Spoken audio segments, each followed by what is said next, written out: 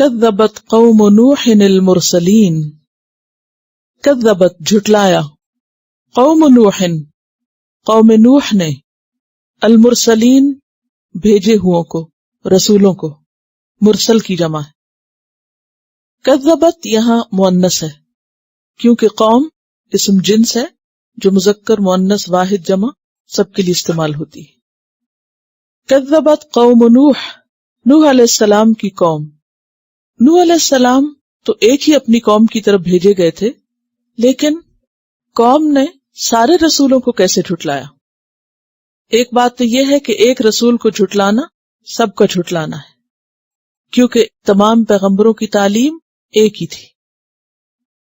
ایک اور وجہ یہ بھی ہو سکتی ہے کہ نوح علیہ السلام نے ایک طویل عرصے تک اپنی قوم کو پیغام پہنچایا جو کئی 100 سال کے عرصے پہ محیط تھا، تو اس طویل زمانے میں انہوں نے اتنا کام کیا جو کئی رسول کر سکتے تھے۔ یعنی بعد کے ادوار میں آپ دیکھیں تو اتنے عرصے میں کئی ایک رسول آئے، تو قوم نوح نے رسولوں کو جھٹلایا۔ تو پھر یہاں جمع کا صیغہ کیوں؟ بطور تعظیم کے، یعنی ایک معنی تو وہ جو پہلے بتایا اور دوسرا معنی یہاں مرسلین سے مراد نوح علیہ السلام ہی، لیکن ان کے لیے جمع کا لفظ کیوں استعمال ہوا؟ تعظیم کے لیے۔ اور ان کی تعظیم اس طرح کیوں؟ کیونکہ انہوں نے باقی پیغمبروں کے مقابلے میں ایک طویل عرصے تک یہ پیغام پہنچایا۔ لیکن زیادہ راجح معنی پہلا ہی ہے، کیونکہ دیگر پیغمبروں کے جھٹلانے کے لیے بھی یہی ایکسپریشن استعمال ہوا ہے۔ اذ قال لهم اخوهم، جب کہا ان کو ان کے بھائی نے، اخوہم کن کا بھائی؟ قوم نوح کا بھائی، کون؟ نوح علیہ السلام۔ اور یہاں اخوت سے مراد اخوت نسبی ہے، اخوت قومی ہے، اخوت دینی نہیں۔ اخوت دو طرح کی ہوتی ہے، ایک بردرز ان اسلام ہوتے ہیں اور ایک بردرز ان ریلیشن ہوتے ہیں۔ تو یہاں نوح علیہ السلام ان کے بھائی تھے، کس میں؟ ان ریلیشن، دین میں نہیں، دینی بھائی نہیں۔ اذ قال لهم اخوہم، جب کہا ان کو ان کے بھائی نوح علیہ السلام نے، کیا کہا؟ الا تتقون، کیا لا نہیں، تتقون تم ڈرتے، کیا تم اللہ سے نہیں ڈرتے، کیا تم آخرت کے انجام سے نہیں ڈرتے؟ نوح علیہ السلام بالکل ابتدائی دور کے پیغمبروں میں سے ہیں، اور ان کی تعلیم کے جو نکات ہیں ان پر اگر آپ غور فرمائیں تو یہ وہی ہیں جو آپ صلی اللہ علیہ وسلم نے آ کر لوگوں کو پیغام دیا، اور ان سب پہلوں میں نوح علیہ السلام کی قوم بھی شامل ہے۔ ان کو بھی پیغمبر نے آ کے کیا کہا؟ الا تتقون۔ اور قرآن پاک میں نبی صلی اللہ علیہ وسلم رہتی دنیا تک کے لوگوں کے لیے کیا پیغام لائے ہیں؟ لعلکم تتقون۔ تو عبادت کا اصل مقصد کیا ہے؟ پیغمبروں کے بھیجے جانے کا اصل مقصد اور غرض کیا ہے؟ لوگوں میں کیا پیدا کرنا؟ اللہ کا تقوی، اللہ کا ڈر، کیونکہ اللہ کا ڈر ہر اچھے عمل کی بنیاد ہوتی ہے۔ تو یہاں پر نوح علیہ السلام اپنے لوگوں سے کیا کہتے ہیں؟ الا تتقون۔ جو ہے یہاں حمزہ استفہامیہ ہے، کیا نہیں تم ڈرو گے، کیا نہیں تم ڈرتے ہو؟ انی لکم رسول امین، انی بے شک میں لکم تمہارے لیے رسول ایک رسول ہوں، امین امانت دار۔ امین کا لفظ امن سے بھی ہو سکتا ہے اور امانت سے بھی۔ رسول امین، رسول ہوں امن والا، یعنی امن یا پیس کا پیامبر، کیونکہ اللہ کی نافرمانی معاشرے کے اندر بدامنی پیدا کرتی ہے، بگاڑ پیدا کرتی ہے، تو رسول آ کر اصلاح کرتے ہیں، اور اصلاح سے کیا ہوتا ہے؟ امن پیدا ہوتا ہے۔ جب ہر ایک کو اس کا حق مل جائے، ہر ایک کو اس کا مقام ملے، تو معاشرے میں امن ہوتا ہے۔ اور اگر اس کو امانت سے لیا جائے تو معنی کیا ہے؟ کہ میں ایسا رسول ہوں جو امانت دار ہوں۔ یاد رکھیے اور اچھی طرح کان کھول کر اس بات کو سن لیجئے کہ دین کی بات آگے پہنچانا بہت بڑی ذمہ داری ہے، معمولی چیز نہیں ہے، یہ کوئی کھیل نہیں ہے کہ جو دل میں آئے دین کے نام پہ کہتے چلے جائیں یا منمانی باتیں کر کے اس کو دین سے منسوب کر دیں۔ صحابہ کرام خاص طور پر حضرت عبداللہ بن عمر کے بارے میں آتا ہے کہ جب وہ حدیث بیان کرتے تو ان کا رنگ زرد ہو جاتا تھا کہ کہیں میں کوئی زائد بات، فالتو بات آپ کے ذمہ نہ لگا دوں۔ لیکن جب خدا کا خوف نہیں ہوتا لوگوں میں تو پھر کیا ہوتا ہے؟ من گھڑت باتیں دین کے ذمہ کر دیتے، سنی سنائی باتیں دین کے نام پہ پیش کرتے، یا پھر خود کی باتیں پیغمبر کی باتیں بتا کے جھوٹی حدیثیں بیان کرنے لگتے ہیں، یا حدیث کو قرآن بنا کے پیش کر رہے ہوتے ہیں، یہ قرآن میں آیا حالانکہ کہیں قرآن میں نہیں آیا ہوتا۔ یہ سب خیانت میں شمار ہوتا ہے۔ دین کی بات اتنی ہی بتانی چاہیے جتنی صحیح طور پر معلوم ہو، جو نہ معلوم ہو تو کیا کہنا چاہیے؟ لا ادری، مجھے نہیں معلوم، میں نہیں جانتا، اور اس میں کوئی شرم اور کوئی ڈر نہیں ہونا چاہیے۔ اور اگر انسان ہے، انسان ہونے کے ناطے لا علمی میں کوئی ایسی بات ہو جائے اور پھر پتہ چل جائے تو اس کے اعتراف میں دیر نہیں کرنی چاہیے، اسے مان جانا چاہیے کہ ہاں یہ بات ایسے نہیں تھی، دراصل ایسے تھی، تاکہ وہ صحیح طور پر پہنچائی جائے۔ اگر کوئی غلطی بتائے تو اس پر ناراض نہ ہوا جائے کہ تم شاگرد ہوتے ہوئے ہماری توہین کر رہے ہو۔ اس میں نہ استاد کی توہین ہوتی ہے اور نہ ہی کسی اور کی، کیونکہ اللہ کا دین اس کا زیادہ حقدار ہے کہ اس کو ویسا ہی پہنچایا جائے جیسا وہ ہے۔ ایسے لوگوں کے لیے اللہ کے رسول صلی اللہ علیہ وسلم نے دعا بھی کی، کیا؟ نضر اللہ امرأ سمع مقالتی فوعاها، اور پھر فأداها کما سمعها، کہ اللہ اس شخص کو تر و تازہ کر جس نے میری کوئی بات سنی پھر اس کو یاد رکھا اور اس کو ویسے ہی آگے پہنچایا جیسے سنا تھا، پوری پریسیژن کے ساتھ، کما سمعها، اپنے دل سے کوئی باتیں نہیں اس میں ملائی۔ تو پیغمبر جو ہوتے ہیں وہ امین ہوتے ہیں، اور جب وہ امین ہوتے ہیں تو پھر ان کو ماننے والوں پر لازم آتا ہے کہ وہ پوری کی پوری بات مان جائیں، پوری طرح ان پہ ٹرسٹ کریں، اعتماد کریں، اور جو وہ کہتے ہیں وہ کر لیں، چاہے اس میں فائدہ نظر آئے اور چاہے اس میں نقصان، کیونکہ انسان کو یہ پھر یقین ہوتا ہے کہ میری کامیابی اور میری نجات اسی کے ماننے میں ہے۔ تو انی لکم رسول امین فاتقوا اللہ، پھر دہرایا کہ اللہ سے ڈرو۔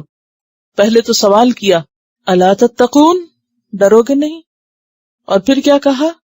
فاتقوا اللہ، اللہ سے ڈرو، واطیعونی، اور اطاعت کرو میری، یعنی میں اللہ سے ڈرتا ہوں اور جو کچھ مجھے دیا گیا ہے میں ٹھیک ٹھیک تمہیں پہنچا رہا ہوں، اس میں کوئی مبالغہ نہیں کرتا، کوئی ایسی چیز نہیں اختیار کرتا جو نہیں کرنی چاہیے۔ تو تمہارا فرض بھی یہ بنتا ہے کہ تم بھی اس چیز کو پورے کا پورا لے لو اللہ سے ڈر کر۔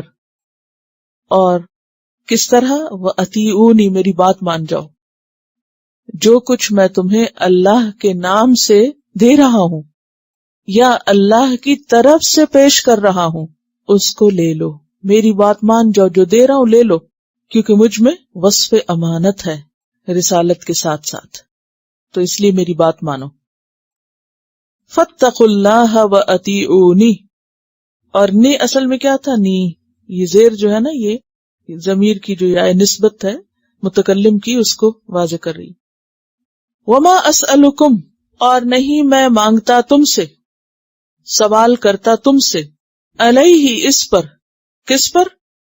تبلیغ کے کام پر، فریضہ رسالت کی ادائیگی کے کام پر میں تم سے نہیں سوال کر رہا، مانگ رہا، من اجرن، کوئی اجر، کسی قسم کا اجر، اور اجر کہتے ہیں صلے کو، اجرت کو، معاوضے کو، بدلے کو۔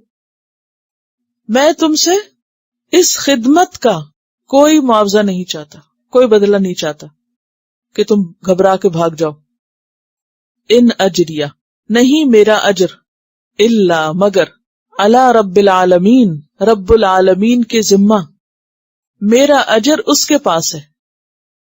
تو جب میں تم سے کچھ مانگ نہیں رہا، کوئی مادی فائدہ حاصل نہیں کرنا چاہتا، تو پھر تمہیں کیا مشکل ہے اس چیز کو لینے میں جو تمہیں بغیر کسی مال خرچ کیے کہ مل رہی ہے یا مفت میں مل رہی ہے۔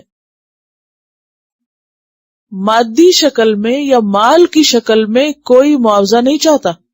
ان اجری الا علی اللہ، کیونکہ میرا اجر تو اللہ کے پاس ہے۔ دین کے کام پر دنیا کا کوئی فائدہ نہ سوچنا، یہ بھی پیغمبرانہ اخلاق ہے۔ یہ اخلاق کب پیدا ہوتا ہے اور یہ کردار کب انسان کے اندر آتا ہے؟ جب اس کا اللہ پر اعتماد ہوتا ہے، ایمان ہوتا ہے، یقین ہوتا ہے، بھروسہ ہوتا ہے کہ وہ کسی محنت کرنے والے کا اجر نہیں مارے گا۔ یہ چیز انسان کو مطمئن کر دیتی ہے۔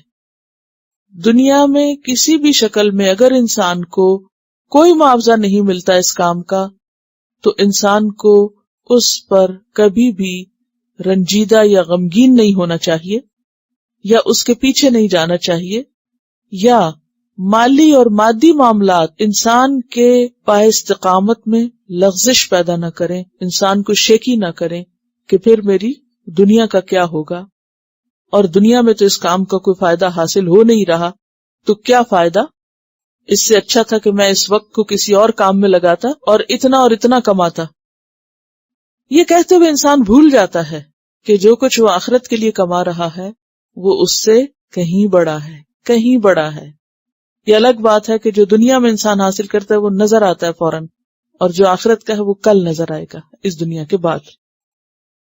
فاتقوا اللہ واطیعونی، پھر دہرایا اسی بات کو جو تعلیم کا اصل خلاصہ ہے، جو پیغمبروں کے آنے کا اصل مقصد ہے۔ کیا؟ اللہ کا ڈر، تقوی اور پیغمبر کی اطاعت۔ تقوی انسان کے اندر اخلاص پیدا کرتا ہے، اخلاص، اور پیغمبر کی اطاعت تو گویا نتیجہ وہی نکلتا ہے جو مل کر عمل صالح بناتا ہے۔ ان دو شرائط سے کیا نتیجہ برآمد ہوتا ہے؟ یہ دو چیزیں مل کر کیا بنتی ہیں؟ عمل صالح، اللہ کی خاطر کام کرنا اور پیغمبر کی بتائی ہوئی سنت کے مطابق یا طریقے کے مطابق۔ یہ تھا خلاصہ نوح علیہ السلام کی تعلیم کا، جو کچھ انہوں نے آ کر اپنی قوم کو بتایا۔ اب دیکھیے قوم کا ریئیکشن کیا تھا۔ قالو، وہ کہنے لگے، انؤمن لک، کیا ہم ایمان لے آئیں تجھ پر، بات مان جائیں تیری۔ آمنا لی کا کیا معنی ہوتا ہے؟ اطاعت کرنا۔ کیا ہم تیری اطاعت کریں، تیری بات مانیں، تیری تصدیق کریں۔ واتبعک، حالانکہ پیروی کی ہے تیری الارذلون، سب سے گھٹیا لوگوں نے۔ ہم تیری بات کیسے مانیں جبکہ تیرے فالوورز معاشرے کے سب سے گھٹیا لوگ ہیں؟ کوئی تک بنتی ہے اس جواب میں؟ پیغمبر کیا کہہ رہا ہے اور ان کا دھیان کہاں لگا ہوا ہے؟ کہاں دھیان لگا ہوا ہے؟ کہ اچھا مثلاً پیغمبر آیا، اس نے کہا کہ ایمان لے، اب یہ سوچ رہے ایمان لائیں کہ نہ لائیں۔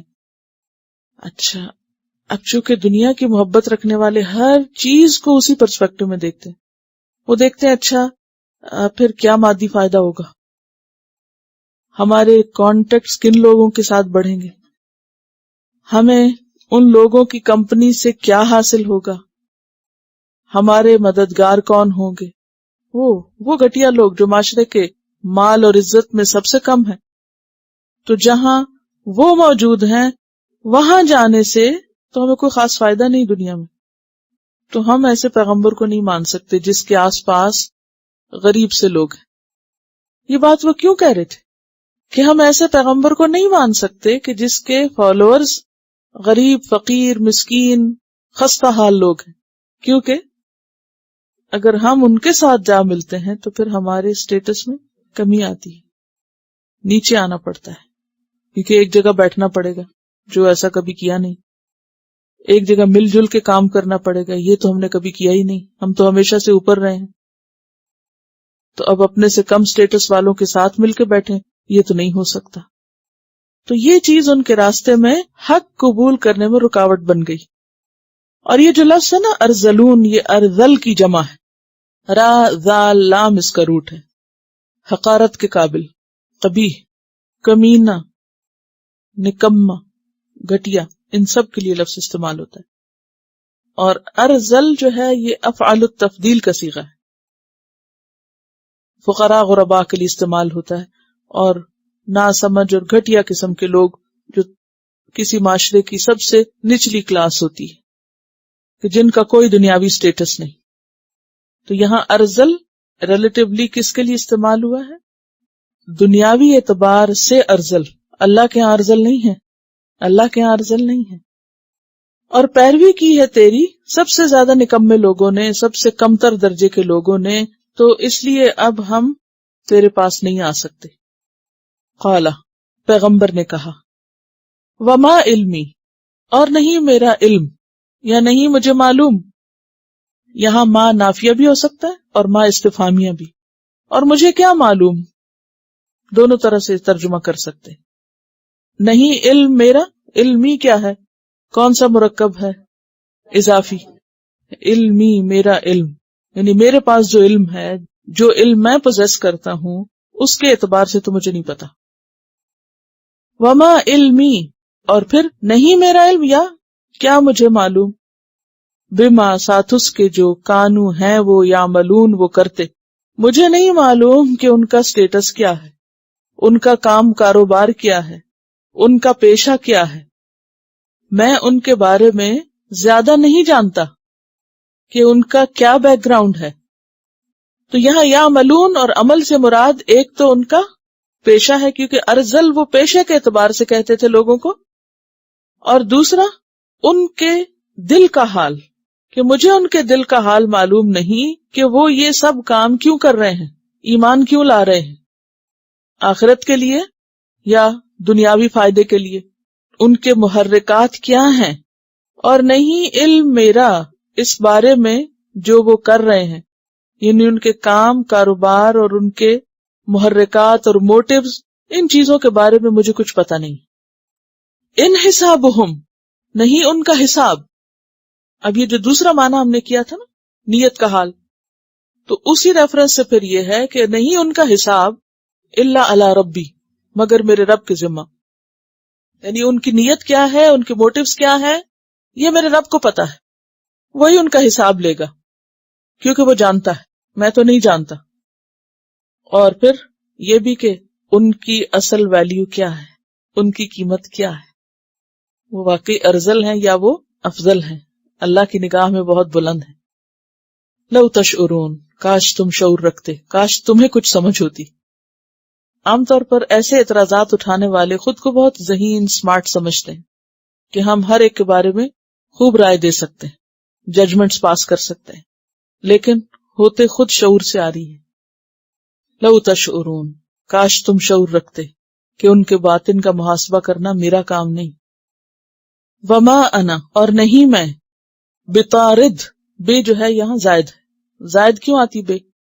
ایمفیسس کے لیے. طارد، طرد کس کو کہتے ہیں؟ پھینک دینے کو، پھینکنے والا، ہانکنے والا، حقیر سمجھنے والا. نہیں ہوں میں پھینکنے والا المؤمنین، ایمان لانے والوں کو. کہاں سے پھینکنے والا؟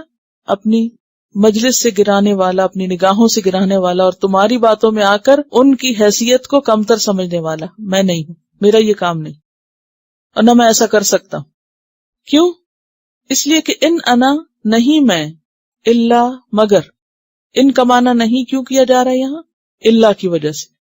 نذیر مبین، ڈرانے والا ہوں کھلم کھلا، لہذا ہر طبقے تک پیغام پہنچانا میری ذمہ داری ہے. تو اس سے کیا پتہ چلتا ہے؟ نمبر ایک یہ کہ دین کا پیغام سب طبقات کے لیے، اور اسلام میں طبقاتی تقسیم نام کی کوئی چیز نہیں ہوتی. کلاس سسٹم اسلام کا نہیں، غیر اسلام کا بنایا ہوا ہے. انسانوں کو رنگوں اور نسلوں اور زبانوں اور طبقوں میں بانٹنا اسلامی طریقہ نہیں. وہاں کیا طریقہ ہے؟ ایک ہی صف میں کھڑے ہو گئے محمود و ایاز، سب ایک ہی صف میں کھڑے ہوں گے. کسی انسان کی قدر و قیمت اس کے مال اور دنیاوی جاہ و جلال کی وجہ سے نہ ہوگی، اس کے برعکس ان اکرمکم عند اللہ اتقاکم، کسی کی بھی قدر و قیمت اس کے تقوی اور خدا خوفی کی وجہ سے ہوگی۔ دنیا میں لوگ کیا ہیں اور کیا نہیں، کیا کرتے ہیں اور کیا نہیں کرتے، اس کا معاملہ اور اس کا حساب لینا ہمارے ذمہ نہیں۔ لوگوں کی باطنی اور چھپی باتوں اور ان کے اندر کے محرکات کو پرکھنا ہمارے ذمہ نہیں۔ پیغمبر کا کام کیا ہوتا ہے؟ جو اللہ نے پیغام دیا، ذمہ داری دی، اس ذمہ داری کو ادا کر دے۔ قالو، ان سب نے کہا، کنہوں نے؟ قوم نے، لئن لم تنتہی، اگر تو نہ باز آیا، اگر تو نہ منع ہوا۔ تنتہی کا روٹ کیا؟ نہیں۔ یا نوح، اے نوح، جو تم کہہ رہے ہو اگر تم اپنے کہنے سے باز نہ آئے اور اپنی اس تبلیغ کو تم نے بند نہ کیا تو پھر دیکھنا تمہارا حال کیا کرتے ہیں۔ لَتَكُونَنَّ مِنَ الْمَرْجُومِينَ، البتہ تم ضرور ہو جاؤ گے، لام بھی تاکید کا اور نون مشدد بھی تاکید کا، تم ضرور ہو جاؤ گے مرجومین میں سے۔ مرجوم کا لفظ رجم سے، اور رجم کس کو کہتے ہیں؟ پتھر مارنے، یعنی ہم تم کو سنسار کر دیں گے۔ جیسے ابراہیم علیہ السلام کے والد نے ابراہیم علیہ السلام کو کہا لَإِن لَّمْ تَنْتَهِ لَأَرْجُمَنَّكَ، اگر تو باز نہ آیا تو میں تجھ کو پتھر ماروں گا۔ اور رجم وہی مادہ ہے جس سے لفظ رجیم بنا ہے، من الشیطان الرجیم۔ تو رجیم کیا ہوتا ہے؟ دھتکارا ہوا، پھٹکارا ہوا، دھتکارا ہوا، پھٹکارا ہوا۔ رجیم فعیل کے وزن پر آتا ہے، مفعول کے معنوں میں، اور یہاں مرجوم مفعول کے وزن پر۔ مرجومین کون سی جمع ہے؟ سالم، کیونکہ مرجوم مین، ٹھیک ہے نا۔ تو انہوں نے پھر کیا کہا؟ اگر تو باز نہ آیا تو ہم کیا کریں گے؟ سنسار کریں گے، تو ہماری نگاہوں سے پھٹکارا ہوا ہوگا اور ہم تجھ کو دھتکار دیں گے۔ اللہ سے فریاد کرتا ہے۔ قال، کہا، ربی، اے میرے رب، ان قومی، بے شک میری قوم نے، کذبونی، جھٹلا دیا ہے مجھے، میری قوم نے تو مجھ کو ریجیکٹ کر دیا ہے، میری قوم نے تو مجھے آؤٹ کاسٹ کر دیا ہے، وہ تو نہیں سنتے میری اب۔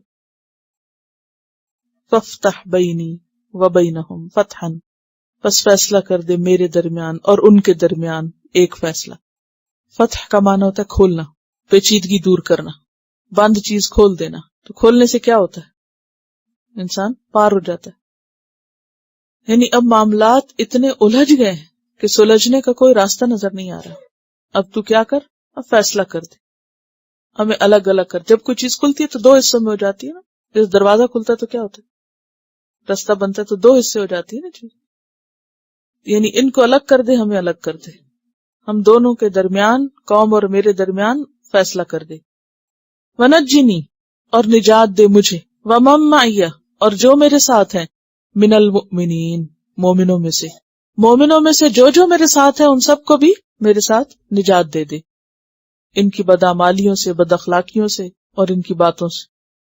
ایسا نہیں کہ نوح علیہ السلام ایک دن گئے اور انہوں نے قوم کو بتایا اور پھر قوم نہیں مانی تو رونے لگ گئے اور گھر میں آکا یا اللہ ان کو برباد کر دے۔ 950 سال، ایک طویل عرصے تک کہنے کی بات ہے، ایک ملینیم۔ ظاہر ہے اس میں ہر سال میں دن بھی اتنے ہی ہوتے ہوں گے اور ہر دن میں گھنٹے بھی اتنے ہی ہوتے ہوں گے جتنے ہمیں ملے ہیں۔ اتنے عرصے تک وہ پیغام پہنچاتے رہے۔ لیکن جب معاملہ یہاں تک آ پہنچا کہ اب انہوں نے کہا کہ ہم تجھے اٹھا باہر پھینکیں گے، ختم کر دیں گے، ہلاک کر دیں گے، مار دیں گے، تو پھر اس وقت انہوں نے اپنے رب سے دعا مانگی۔ فَأَنْجَيْنَاهُ وَمَن مَّعَهُ، اللہ کی مدد آ گئی، پس نجات دی ہم نے اس کو اور جو کوئی اس کے ساتھ تھا، فل کی کشتی میں۔ فل کا لفظ اسم جنس ہے، واحد جمع دونوں کے لیے آتا ہے۔ المشحون، بھری ہوئی۔ شحن کہتے ہیں کشتی یا جہاز کو سوار اور سامان سے لاد دینا، سوار اور سامان سے لاد کے بھر دینا، شحن۔ فَأَنْجَيْنَاهُ وَمَن مَّعَهُ فِي الْفُلْكِ الْمَشْحُونِ، یعنی وہ کشتی بالکل فل ہو گئی تھی، بھر گئی تھی، جو انہوں نے تیار کی تھی، کیونکہ اس میں انسان بھی تھے اور جانور بھی تھے۔ ثم اغرقنا بعد الباقین، ثم اغرقنا، پھر غرق کر دیا ہم نے، بعد اس کے بعد، الباقین باقی کی جمع، باقی ماندہ کو، باقی رہنے والوں کو. کون باقی؟ ساری قوم. ان فی ذلک لآیہ، یقیناً اس میں البتہ ایک نشانی ہے، عبرت ہے. کیا؟ اس واقعے میں کیا نشانی؟ کامیابی ایمان کے ساتھ ہی ہے، تقوی کے ساتھ ہی ہے، اللہ کی اطاعت کے ساتھ ہی ہے. کامیاب مؤمن متقی مومن ہی ہوتے ہیں.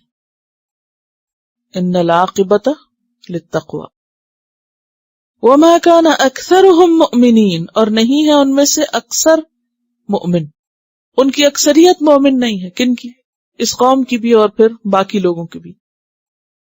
وَإِنَّ رَبَّكَ لَهُوَ الْعَزِيزُ الرَّحِيمُ، اور بے شک رب تیرا البتہ وہ زبردست ہے، رحم فرمانے والا ہے. کس کے لیے زبردست ہے تیرا رب؟ نہ ماننے والوں کے لیے. اور مہربان کس کے لیے؟ ماننے والوں کے لیے. چلیے آگے چلتے. کذبت عاد المرسلین، جھٹلا دیا عاد نے مرسلین کو. عاد کون ہے؟ ارم بن سام بن نوح کی اولاد میں سے تھے. قوم کا نام ہے جو ان کے جد اکبر عاد کے نام سے.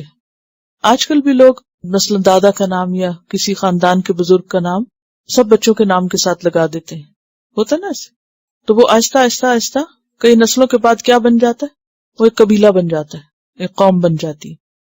ابتدا میں تو پیار سے محبت سے ایک معصوم سا تعلق شروع ہوتا ہے. اور آج کل یہ بہت رواج ہے کہ باپ کے نام کی بجائے دادا یا دادا کے بھی کسی بڑے کا نام لگایا جاتا ہے.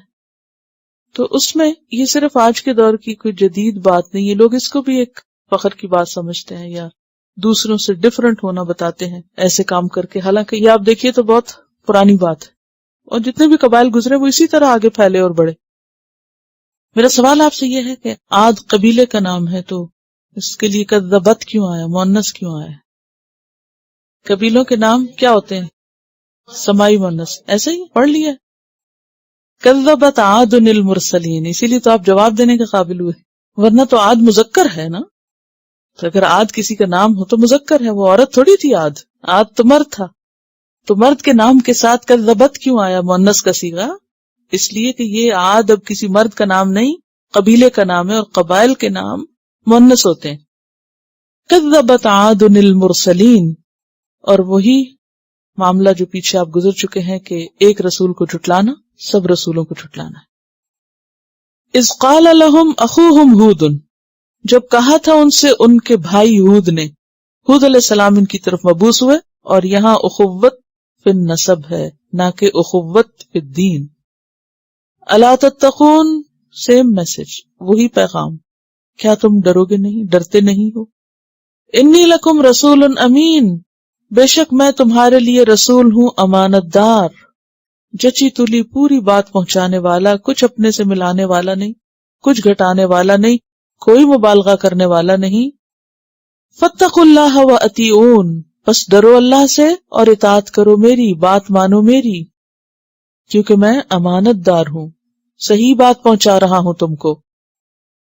وما اسألکم علیہ من اجر، اور نہیں میں مانگتا تم سے اس کام پر کوئی اجر، یعنی میں نے اس تعلیم پر کوئی ٹکٹ نہیں لگا رکھا کہ تم یہ سیکھنے نہ آؤ. ان اجریہ، نہیں اجر میرا، الا علی رب العالمین، مگر رب العالمین کے ذمہ. میرا اجر مجھے میرا رب دے گا، اس لیے تم بلا تکان اور بغیر کسی ڈر خوف کے سنو سمجھو. قوم عاد کا ذکر پیچھے کئی بار ہو چکا ہے قرآن مجید میں. کچھ خصائص یاد ہیں ان کے، کیسی قوم تھی، کچھ اپنے حافظے پہ زور ڈالیے. بہت قوی اور مضبوط جسم اور جان کے مالک تھے. عاد پہاڑوں کو نہیں تراشتے تھے، ویسے اونچی عمارتیں بناتے تھے. ستونوں والی عمارتیں ان کے دور میں بنا کرتی تھی، وہاں سے آغاز ہوا. وَإِرَمَ ذَاتِ الْعِمَادِ الَّتِي لَمْ يُخْلَقْ مِثْلُهَا فِي الْبِلَادِ. اور کیا جانتے ہیں ان کے بارے میں؟ ان پہ عذاب آیا تھا. کیا عذاب آیا تھا ان پہ؟ ہوا چلی تھی کتنے دن؟ کتنے دن اور کتنی راتیں؟ 7 لیال و 8 ایام، 7 راتیں 8 دن۔ بہرحال قوم عاد نوح علیہ السلام کے بعد پہلی بڑی قوم ہے جس کا ذکر قرآن مجید میں آتا ہے۔ کہا جاتا ہے کہ عیسیٰ علیہ السلام سے بھی تقریباً 2500 ہزار سال پہلے یہ لوگ آئے دنیا میں، یعنی اب سے آپ سمجھے کہ جیسے 5000 سال پہلے کہہ لیں۔ اور اس دور میں بھی انہوں نے ایسی عمارتیں بنائیں، ایسا فن ایجاد کر لیا تھا اونچی اونچی عمارتیں بنانے کا کہ جس کی مثال نہیں ملتی۔ آج آپ دیکھیں کہ جو قوم بھی اونچی عمارتیں بنا لیتی ہے وہ اپنے آپ کو بہت متمدن اور بہت ترقی یافتہ سمجھنے لگتی، اور اس کے ذریعے ایک خاص قسم کے تکبر اور غرور کا شکار بھی ہو جاتی۔ یہ لوگ بھی اپنی عمارتوں کی وجہ سے اور اپنے ترقی اور تمدن کی وجہ سے غرور کا شکار ہو گئے تھے۔ کیا کہتے تھے؟ من اشد منا قوہ، ہم سے بڑھ کر قوت کس کے پاس ہے؟ اور ان کی قوت اور ان کی پاور کس میں تھی؟ ان کے فن تعمیر میں اور اونچی عمارتیں بنانے میں۔ اور یہ پیروکار کس کے تھے؟ جیسے سورۃ ہود 59 میں آتا ہے وَاتَّبَعُوا أَمْرَ كُلِّ جَبَّارٍ عَنِيدٍ، انہوں نے ہر سرکش دشمن حق متکبر شخص کی بات مانی تھی، یعنی بڑوں کے پیچھے چلنے والے تھے، پیغمبر کو جھٹلا دیا۔ اور اس کی بھی خاص بیماری شرک تھی، اور انہیں بہت ناز تھا اپنی عمارتوں پر، لہذا انہیں کرٹیسائز کیا گیا اسی کے حوالے سے۔ فرمایا اتبنون، کیا تم بناتے ہو؟ تبنون کا لفظ جو ہے یہ بے نون یہ سے ہے، بنا یبنی، بنیان عمارت کو کہتے ہیں، بنا بھی کہتے ہیں، مبنا بھی کہتے ہیں۔ اتبنون، کیا تم بناتے ہو؟ بکل ریعن، ہر بلند جگہ پر، ریعن کہتے ہیں ٹیلے کو، ٹیلا اونچی جگہ۔ مجاہد کہتے ہیں کہ ریعن سے مراد 2 پہاڑوں کا درمیانی راستہ ہے، یعنی پہاڑوں اور وادیوں میں۔ آیتن نشانی، یادگار، یعنی تم ہر اونچی جگہ پر ایک یادگار بنا ڈالتے ہو، یعنی رہنے کے لیے عمارت نہیں بناتے بلکہ صرف مانیومنٹ کے طور پر، بڑے بڑے مینار اور گنبد اور اونچی عمارتیں جن کے بنانے کا مقصد صرف اپنے تکبر کا اظہار تھا، نہ کہ کوئی استعمال۔ تابسون، اور یہ کہاں سے پتہ چلتا؟ تابسون سے۔ تابسون کا لفظ عبث سے ہے، عبث کہتے ہیں بیکار کو، فضول۔ اب تابسون کا تعلق تبنونا سے بھی ہو سکتا ہے کہ تم بلا ضرورت بیکار قسم کی چیزیں بنا رہے ہو، اور اس سے ہٹ کر بھی ہو سکتی ہے، عام زندگی کے مشاغل کے معاملے میں بھی ہو سکتا ہے۔ تو کس طرح ترجمہ کریں گے؟ کیا تم ہر اونچی جگہ بے ضرورت یادگاریں بناتے ہو جو رہنے کے لیے استعمال نہیں ہوتی، یعنی فضول قسم کی، بے مقصد، اور اس سے مقصد صرف ایک ہی ہے، اور وہ کیا؟ اپنی قوت کا اظہار اور اپنے فن کا اظہار۔ اتبنون بکل ریعن آیتن تعبثون وتتخذون مصانع، اور تم بناتے ہو مصانع۔ مصانع جمع ہے مصنع کی۔ صنع یصنع کا معنی ہوتا ہے کاریگری کرنا، اسم ظرف مکان ہے۔ مراد اس سے کیا ہے؟ مصانع سے محلات، ایوان، قلعے۔ اور تم بناتے ہو بڑے بڑے محل، بڑی بڑی عمارتیں، لعلکم، شاید کہ تم، تخلدون، تم ہمیشہ رہو گے، یعنی اتنی بڑی عمارتیں اس طرح بنا رہے ہو گویا تمہیں ہمیشہ یہاں رہنا ہے۔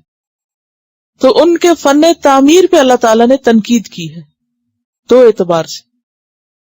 ایک تو مقصد کے اعتبار سے کہ تم بے مقصد فضول میں یہ سب بنا رہے ہو، ان کا حقیقی معنوں میں کوئی فائدہ نہیں، یعنی ایسی چیزیں تعمیر کرتے ہو جو کسی کے کام نہیں آتی، نہ کوئی ان میں رہتا ہے، نہ کوئی ان میں کوئی کام ہوتا ہے، نہ کوئی استعمال ہے ان کا، بے فائدہ قسم کے، صرف فخر جتانے کے لیے۔ ایک تو یہ پہلو، اور دوسرے ایسی عمارتیں اور عمارتوں میں ایسی کاریگری اور اتنی بڑی بڑی اور اتنی مضبوط قسم کی کہ گویا تمہیں ہمیشہ یہاں رہنا ہو، کیونکہ ضرورت کے لیے تو کم مضبوط عمارت بھی کافی ہو جاتی، بہت زیادہ مضبوط عمارت بنانے کے پیچھے مقصد کیا ہوتا ہے؟ یادگار باقی چھوڑنا، کہ کوئی یاد رکھے ہمیں کہ ہم نے کیا بنایا تھا۔ حضرت انس سے روایت ہے کہ النفقۃ کلھا فی سبیل اللہ الا البناء فلا خیر فیہ. النفقۃ خرچ کرنا یعنی مال کا خرچ کرنا، کلھا فی سبیل اللہ سب اللہ کے راستے میں ہوتا ہے، یعنی انسان اپنے آپ پر خرچ کرتا ہے، بچوں پہ کرتا ہے، ضروریات زندگی پہ خرچ کرتا ہے، تو ان سب جگہوں پہ خرچ کرنے سے اسے کیا ملتا ہے؟ اجر و ثواب ملتا ہے. الا البناء مگر مکان، فلا خیر فیہ یعنی بنا سے مراد یہاں غیر ضروری تعمیر، اس میں کوئی خیر نہیں. یعنی وہ عمارت جو ضرورت سے زائد بنا دی گئی ہو، جس کا کوئی استعمال نہ ہو، اس پر مال خرچ کرنے میں کوئی خیر نہیں، کوئی بہتری اور بھلائی نہیں. ایک اور روایت پہ پتہ چلتا ہے کہ ان کل بناء وبال علی صاحبہ الا ما لا بد منہ، ہر تعمیر صاحب تعمیر کے لیے مصیبت ہے مگر وہ عمارت جو ضروری ہو، وہ وبال نہیں. ہر عمارت صاحب عمارت کے لیے کیا ہے؟ وبال، سوائے اس کے کہ جو ضرورت ہے. وَإِذَا بَطَشْتُمْ بَطَشْتُمْ جَبَّارِينَ، اور جب تم پکڑتے ہو جبار بن کے. جبارین جمع ہے جبار کی، اور جبار ہے صیغہ مبالغے کا، یعنی بہت زبردستی کے ساتھ. جبر کہتے ہیں دباؤ کو، زبردستی کو، ایسی گرفت جس میں کوئی رحم نہ ہو، کہ تمہارا غرور اور تکبر اس حد تک بڑھا ہوا ہے کہ جب تم کسی کو پکڑتے ہو کسی جرم پہ یا ویسے ہی، تو پکڑتے ہو تم، بطش کہتے پکڑ کو، جبارین جابر بن کے، زوراور بن کے، جبر کرتے ہوئے. فاتقوا اللہ واطیعون، پس ڈرو اللہ سے اور اطاعت کرو میری. تو پتہ اس سے یہ چلتا ہے کہ یہ قوم انتہا درجے کی مغرور اور متکبر قوم تھی، اور اس کی بنیادی وجہ ان کا فن تعمیر تھا، اور اپنی اونچی عمارتوں ہائی رائزز پر وہ بہت مغرور تھے، اور اس غرور میں آ کر دوسرے لوگوں پر جو ظلم و ستم کرتے، ان کی جو پکڑ کرتے، اس میں کوئی رحم نہ ہوتا تھا. اذا بطشتم بطشتم جبارین. تو پیغمبر نے کیا کہا؟ اس کا علاج کیا ہے؟ فاتقوا اللہ واطیعون، پس ڈرو اللہ سے، مت پکڑو لوگوں کو اس طرح ظلم کے ساتھ. واطیعونی، اور بات مان جاؤ میری. پیغمبر نے پھر سمجھایا، واتقوا الذی، ڈرو اللہ سے، ڈرو اس ذات سے، امدکم، جس نے امداد دی تم کو، انعام کیا تم پر، بما تعلمون، جو تم جانتے ہو. یعنی اللہ نے تمہیں طرح طرح کی نعمتیں دے کر تمہیں مدد دی ہے. امدکم، پھر تکرار تاکید کے لیے، امدکم بانعام وبنین، مدد کی تمہاری مویشیوں اور بیٹوں کے ساتھ، یعنی مال مویشی دیے، وجنات، اور باغات، وعیون، اور چشمے، یعنی زرخیز زمین ہے، پانی کی بہتات ہے، خوب مال مویشی ہے، اور اولاد بھی صحت مند طاقتور. انی اخاف علیکم عذاب یوم عظیم، بے شک میں ڈرتا ہوں تمہارے بارے میں بڑے دن کے عذاب سے، یعنی دنیا اور آخرت کے. تو اے قوم یاد رکھو، جو انعام پہ قادر ہے وہ انتقام پہ بھی قادر ہے. جس نے سب کچھ دیا وہ پکڑ بھی سکتا ہے. عام طور پر دیکھنے میں یہ ہے کہ جب انسان کو خوشحالی نصیب ہوتی ہے، یعنی اب اگر ایسی قوم کی جس کے پاس کھانے کو بھی خوب ہو، ہر طرف ہریالی سبزہ ہو، پانی ہو، اولاد ہو، باغ ہوں، پھل ہوں، بڑی بڑی عمارتیں ہوں، دنیا کو انہوں نے جنت بنا لیا ہو، تو پھر حال کیا ہوتا ہے؟ ایسے لوگوں کے اندر ایک جھوٹا پندار پیدا ہو جاتا ہے، ایک احساس برتری پیدا ہو جاتا ہے، سپیریئر ہونے کا احساس پیدا ہو جاتا ہے کہ ہم سپریم پاور ہیں. اور اس جھوٹے اعتماد کی وجہ سے پھر کیا ہوتا ہے؟ یا حق نظر ہی نہیں آتا، یا آئے بھی تو انسان بے تکان جھٹلا دیتا ہے اس کو، اور اپنے انجام کو انسان بھولا ہوا ہوتا ہے کہ وہ حقیقت میں کتنا کمزور ہے اور کہاں سے کیسے کسی بھی وقت پکڑ ہو سکتی. قالو، انہوں نے کہا، سواء علینا، ہم پر برابر ہے، خواہ وعظتا، تو واز کرے، سمجھائے. واز کس کو کہتے ہیں؟ ایسی نصیحت کو جو دلوں کو نرم کر دے، جس میں وعد اور وعید کی بات ہو. ام لم تکن یا نہ تو من الواعظین واعظین میں سے. واعظین کس کی جمع؟ واعظ کی. ہاں تو واعظ کرے یا نہ واعظوں میں سے بنے، ہم نہیں مانیں گے، ہم نہیں سمجھیں گے.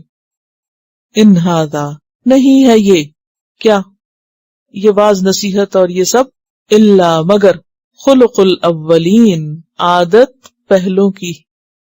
یہ بیکورڈ ہونے کی علامت ہے. یہ سب پچھلے لوگ یہی کچھ کرتے رہے، یہ پرانی باتیں ہیں. وما نحن بمعذبین اور نہیں ہیں ہم عذاب دیے جانے والے.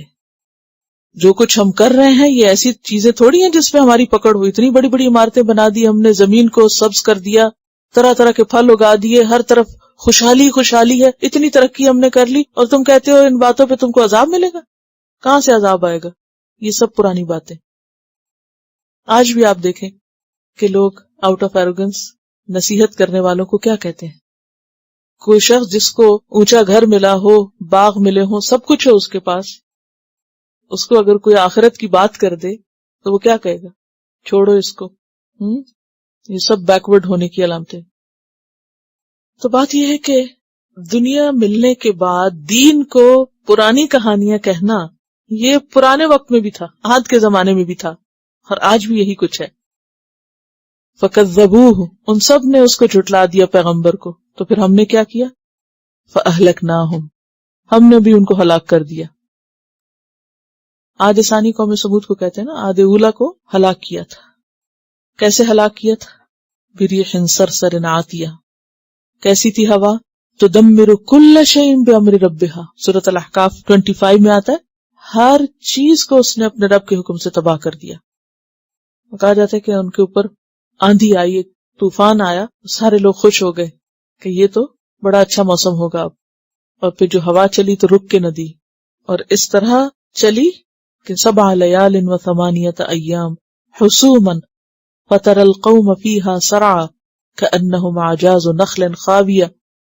اٹھا اٹھا کے اس ہوا نے ان کو ایسے پٹخا کے مارا کہ ان کے دماغ پھٹ گئے اور بہہ نکلے، اور دماغ کی ہڈیاں ٹوٹ کر ایسے کھوکھلی نظر آ رہی تھی جیسے کھجور کے پرانے کھوکھلے تنے ہوں. کأنہم اعجاز نخل خاویہ. اگر آپ دونوں چیزوں کو امیجن کریں، ٹوٹی ہوئی دماغ کی ہڈی کو اور کھجور کے درخت کے اندر سے کھوکھلے تنے کو، دونوں میں مماثلت ہے. تو جب آخری طور پہ ثابت ہو گیا کہ یہ لوگ مانتے نہیں، تو اللہ تعالیٰ نے بھی پھر ان کی آخر کر دی اور ان کو ایسا مٹایا کہ اس کے بعد اس علاقے میں آج تک دوبارہ کوئی آبادی نہیں ہوئی. اور کہتے ہیں کہ اب بھی اگر کوئی اس علاقے میں جانے کی کوشش کرتا ہے تو جا نہیں پاتا. 1988 میں چند سائنٹسٹ نے اس صحرا کی ریت حاصل کی کہ اس ریت کے اندر کیا ہے، کہ یہاں آبادی کیوں نہیں. تو جب اس کو لیبارٹری میں تجزیہ کیا گیا تو اس میں 35 یعنی 35 قسم کے مہلک زہر تھے اس ریت کے اندر. اور لیبارٹری میں جہاں بھی اس ریت کو رکھتے وہ آہستہ سے وہ چیز ٹوٹ جاتی، یعنی اس قدر ریڈیشن تھی اس کے اندر. اور پھر واپس اس ریت کو سمندر میں ڈال دیا گیا، یعنی کہ اس ریت کو وہ رکھ بھی نہیں سکے نا. یہ ہوتا ہے کہ ٹیسٹنگ کے لیے لیبارٹری میں رکھ دیں. اور کہتے ہیں کہ جتنے سائنٹسٹ اس کے اوپر تحقیق کر رہے تھے وہ سب تابکاری کا شکار ہوئے، یعنی اس زہر نے ان کو بھی اثر کیا، ان پہ بھی ریڈیشن ہوئی اس کی. اور کہتے ہیں کہ کچھ جانوروں کو اس علاقے میں ہانکا گیا تو دور سے وہ ریت کو دیکھ کے بدک گئے، ادھر ادھر بھاگ گئے. فَكَذَّبُوهُ فَأَهْلَكْنَاهُمْ انہوں نے اس کو جھٹلایا تو ہم نے ان کو ہلاک کر دیا. ان فی ذلک لآیہ یقیناً اس میں البتہ ایک نشانی ہے، سبق ہے، عبرت ہے. کیا؟ کہ حق کو جھٹلانے والوں کا انجام کیا ہوتا ہے، خواہ دنیاوی اعتبار سے، مالی اعتبار سے، مادی اعتبار سے وہ کتنے ہی مضبوط کیوں نہ ہو. کیونکہ ہر قوم کو اپنی مادی طاقت اور اپنی قوت اور اپنے مال پہ بڑا بھروسہ ہوتا ہے اور بڑا فخر ہوتا ہے اور زوم ہوتا ہے. لیکن دنیاوی اعتبار سے کوئی کتنی بھی مضبوط عمارتیں بنا لے، کیسی بھی ترقی کر لے فن تعمیر میں، کیسی بھی یادگاریں چھوڑے، کہاں گئی وہ ساری یادگاریں؟ کہیں بھی نہیں. کوئی اس جگہ پہ جانے کو تیار نہیں، کوئی اسے دیکھنے کو تیار نہیں. کہاں گیا وہ سارا کلچر اور تمدن؟ یہ یمن کی طرف احقاف کا علاقہ ہے، یعنی ابھی یہ علاقہ سعودی عرب میں ہی ہے، اور آپ نے دیکھا ہوگا کہ جو نیچے کی طرف سے چونچ سی آتی ہے نا، جدھر یمن ہے جس طرف، اس کے اوپر صحرا کا علاقہ ہے، یعنی کہ ڈیزرٹ ہے. وما كان اکثرهم مومنین، اور ان کی بھی اکثریت مومن نہ تھی. وان ربک لہو العزیز الرحیم، اور بے شک تیرا رب البتہ وہ زبردست بھی ہے، رحم فرمانے والا بھی ہے. زبردست ہے متکبروں کے حق میں، اور رحیم ہے مومنوں کے حق میں، عاجزی اختیار کرنے والوں کے حق میں. تلاوت. سبحانک اللہم و بحمدک، نشہد ان لا الہ الا انت، نستغفرک و نتوب الیک. السلام علیکم ورحمۃ اللہ وبرکاتہ. Quran vocabulary 100%. The best application to understand Quran. Study with flashcards. Word list. Learn 25% of Quran vocabulary in 7 days. Multiple MCQs to practice and test vocabulary. Single choice. Multiple choice. True false. Bookmark difficult words. Study wrongly answer words. Test your skills. 12 essential grammar lessons at Learn Quranic Grammar. You can select number of word to study from bookmarks. Select number of times wrongly answered words for study. Test your skills with multiple choice flashcard, true false, matching words and single choice MCQs. Grammar lessons are available in PDF format. Native Quranic and Urdu fonts. Available at Google Play and Apple App Stores. Download it today to contribute in the Islamic Apps Development Project. Quran vocabulary 100% in Urdu. Visit smartappsweb.com.